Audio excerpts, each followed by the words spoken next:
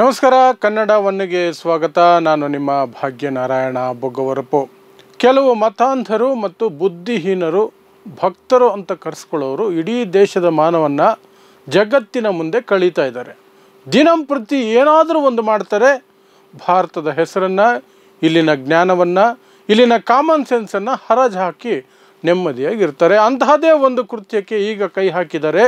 ಅದು ನೀವು ಊಹಿಸೋದಕ್ಕೂ ಸಾಧ್ಯ ಇಲ್ಲ. ಕಾಮಿಡಿ ಅಂದ್ಕೊಳ್ತೀರಿ, ಆದರೆ ಸೀರಿಯಸ್ ಆಗಿ ಮಾಡೋಕ್ಕೆ ಹೊರಟಿದ್ದಾರೆ.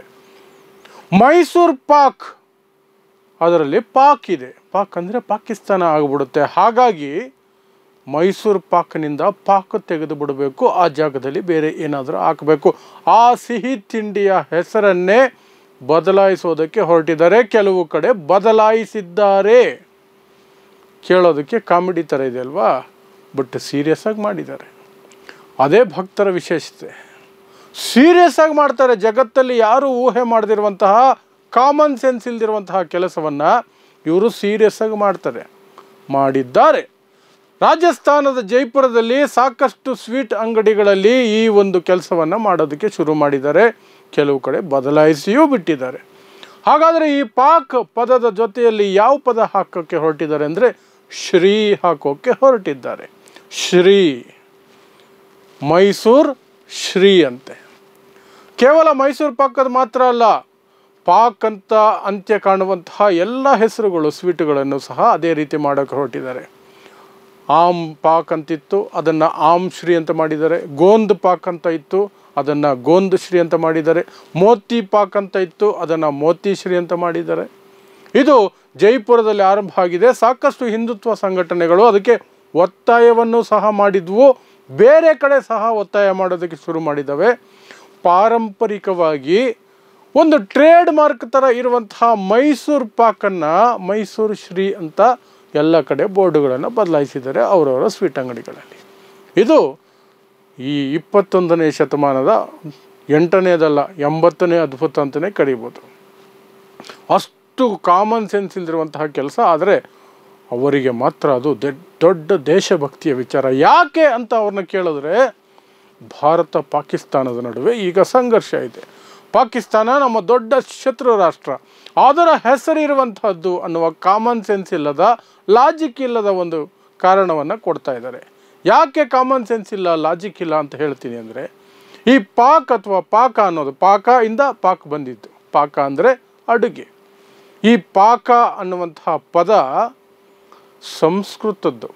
ಇವರು ಏನು ದೇವಭಾಷೆ ಅಂತ ಹೇಳ್ತಾರಲ್ಲ, ಅರ್ಥ ಆಗದೆ ಹೋದರೂ ಬಲವಂತಕ್ಕೆ ದೇವಸ್ಥಾನಗಳಲ್ಲಿ ಅದರಲ್ಲೇ ಮಂತ್ರಗಳನ್ನು ಹೇಳ್ತಾರಲ್ಲ, ಆ ಸಂಸ್ಕೃತ ಪದದಿಂದ ಬಂದಿದ್ದು ಪಾಕ ಅನ್ನುವಂಥದ್ದು. ನಳಪಾಕ, ಪಾಕಶಾಸ್ತ್ರ, ಪಾಕಶಾಲೆ ಇವೆಲ್ಲವೂ ಸಹ ಅಡಿಗೆಗೆ ಸಂಬಂಧಪಟ್ಟಂತಹ ವಿಚಾರಗಳು. ಆದರೆ ಇವರಿಗೆ ಅದೆಲ್ಲ ಈಗ ಕಾಮನ್ ಸೆನ್ಸಾಗಿ ಬರಲ್ಲ. ಸೀದಾ ಅವ್ರಿಗಿರೋದೇನು, ಏನು ನೇರವಾಗಿ ತೋಚುತ್ತೋ, ದ್ವೇಷ ಮಾಡೋದಕ್ಕೆ ಏನು ತೋಚುತ್ತೋ ಅದನ್ನು ಮಾಡೋದು ಅಷ್ಟೇ. ಇವರು ಇಂಥದ್ದು ಏನಾದರೂ ಮಾಡ್ತಾರೆ ಅಂತ ನನಗೆ ಅನುಮಾನ ಇತ್ತು. ಯಾವಾಗ ಕರಾಚಿ ಬೇಕರಿ ಮೇಲೆ ಹೈದರಾಬಾದ್ ಮತ್ತು ಮುಂಬೈನಲ್ಲಿ ಅಟ್ಯಾಕ್ ಮಾಡಿದ್ರಲ್ಲ, ಆವಾಗಲೇ ಅಂದ್ಕೊಂಡಿದ್ದೆ ಇಂತಹದ್ದು ಏನಾದರೂ ಕಿತಾಪತಿ ಮಾಡ್ತಾರೆ ಅಂತ. ಸಾಕಷ್ಟು ಜನ ಸೋಷಿಯಲ್ ಮೀಡಿಯಾದಲ್ಲಿ ಆವಾಗ ಕಿಂಡಲ್ ಆಗಿ ತಮಾಷೆಯಾಗಿ ಬರೀತಾ ಇದ್ರು. ಮೈಸೂರಿನಲ್ಲಿ ಪಾಕ್ ಅಂತ ಇದೆ, ಮೈಸೂರು ಪಾಕಲ್ಲಿ ಪಾಕ್ ಇದೆ, ಅದನ್ನು ತೆಗೆದು ಬಿಡ್ಬೇಕಾ ಏನು ಎತ್ತ ಅಂತ ತಮಾಷೆ ಮಾಡ್ತಿದ್ರು. ಆದರೆ ಇವರು ಅದನ್ನು ಗಂಭೀರವಾಗಿ ಮಾಡಿ ಜೈಪುರದಲ್ಲಿ ಸಾಕಷ್ಟು ಸ್ವೀಟ್ ಅಂಗಡಿಗಳಲ್ಲಿ ಅದನ್ನು ಇಂಪ್ಲಿಮೆಂಟ್ ಬೇರೆ ಮಾಡಿಬಿಟ್ಟಿದ್ದಾರೆ. ಆ ಮೂಲಕ ಭಾರತವನ್ನು ಒಂದು ರೀತಿ ನಗೆಪಾಟಲಿನ ಒಂದು ಕ್ಷೇತ್ರವಾಗಿ, ಒಂದು ದೇಶವಾಗಿ ಇಡೀ ಜಗತ್ತಿನ ಮುಂದೆ ಬಿಂಬಿಸ್ತಾ ಇದ್ದಾರೆ. ಇವರು ನಗೆಪಾಟ್ಲು ಮಾಡಿರುವಂಥದ್ದು 1-2 ಅಲ್ಲ. ಇತ್ತೀಚಿನ ವರ್ಷಗಳಲ್ಲಿ ಹಸುವಿನ ಗಂಜಲ ಕುಡಿದ್ರೆ ಕ್ಯಾನ್ಸರ್ ಹೋಗುತ್ತೆ ಅನ್ನೋದು, ಹಸುವಿನ ಸಗಣಿ ತಿಂದರೆ ಗಂಡು ಮಗು ಆಗುತ್ತೆ ಅನ್ನೋದು, ಇಂತಹದ್ದು ಏನೇನೋ, ಸಗಣಿಯಲ್ಲಿ ಸ್ನಾನ ಮಾಡಿ ಗಂಜಲನ ದಿನ ಬೆಳಗ್ಗೆ ಕುಡೀರಿ, ಅದರಲ್ಲಿ ವೈಜ್ಞಾನಿಕ ಸತ್ವ ಇದೆ, ಅದಿದೆ, ಇದೆಲ್ಲವನ್ನು ಸಹ ಇಡೀ ಜಗತ್ತಿನಲ್ಲಿ ಸಾಕಷ್ಟು ಆಡ್ಕೊಳ್ತಾರೆ. ಇಂತಹ ವೈಜ್ಞಾನಿಕ ಯುಗದಲ್ಲಿ ಏನೋ ಹೇಳ್ತೀರಿ, ಇಸ್ರೋ ಇದೆ, ಚಂದ್ರಯಾನ ಅಂತೀರಿ, ಮಂಗಳಯಾನ ಅಂತೀರಿ, ಇನ್ನೊಂದು ಕಡೆ ಸಗಣಿ ಗಂಜಲ ಅಂತೀರಿ.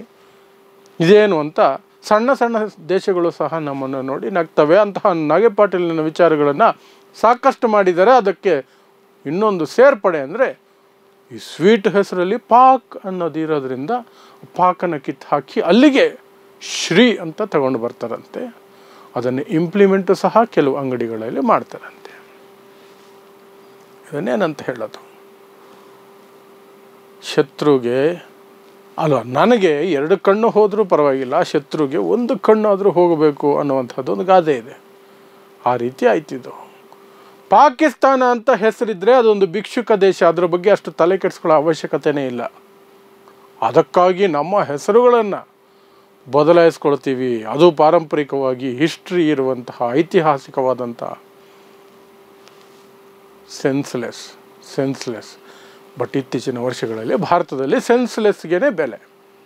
ನೀವು ಸೆನ್ಸ್ಲೆಸ್ ಆಗಿದ್ರೇ ಬೆಲೆ, ಅಷ್ಟೇ, ಬೇರೆ ಏನಿಲ್ಲ. ದೇಶಭಕ್ತಿ, ಇನ್ನೊಂದು ದೇವರ ಭಕ್ತಿ, ಈ 2 ವಿಚಾರನ ಮುಂದಿಟ್ಕೊಂಡು ಇಂತಹದ್ದು ಏನು ಬೇಕಾದರೂ ಮಾಡ್ಬೋದು.